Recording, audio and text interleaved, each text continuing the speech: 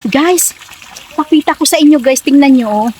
Yung mga nakatira dito sa ano namin dito guys, hindi na sila nahihirapan kasi yung tubig dito, tingnan nyo naman guys. Akusa na lang yan bumubuhos dito guys, tingnan nyo oh.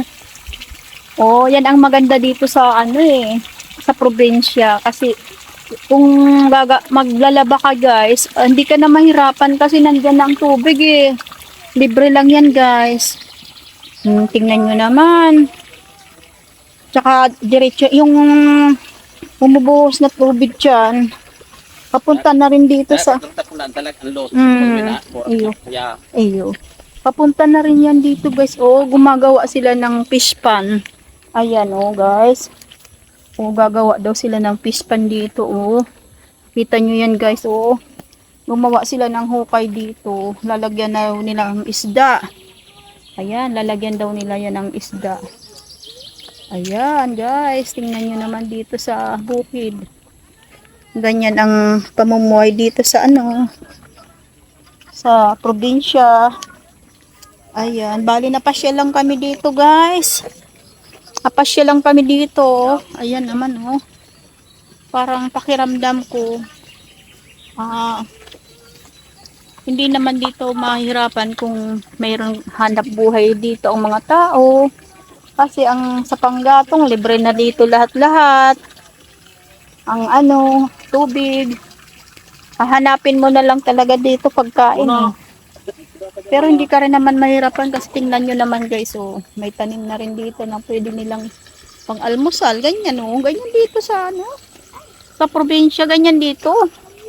Sipag-sipag lang dito guys, hindi ka magugutom Ayan guys, ang bahay nila. Simpleng buhay, pero dito masaya yan dito guys. Kasi nga, walang masyadong alalahanin. Tingnan nyo ang bubong guys, ang daming ibon oh. Tingnan nyo naman guys. Okay dito. Bali napasyal kami dito. Ayan, simple-simple lang dito.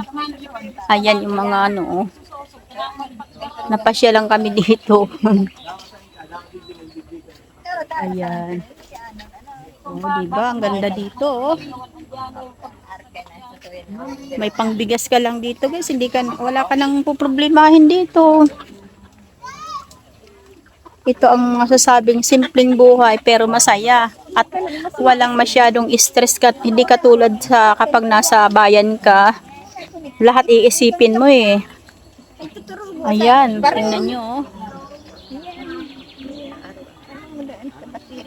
Mag-alaga ng hayop, mag-alaga ng mga kalabaw, baka. Mayroon ditong mayroong mga bibi nandun pala, hindi ko pala naipakita sa inyo guys.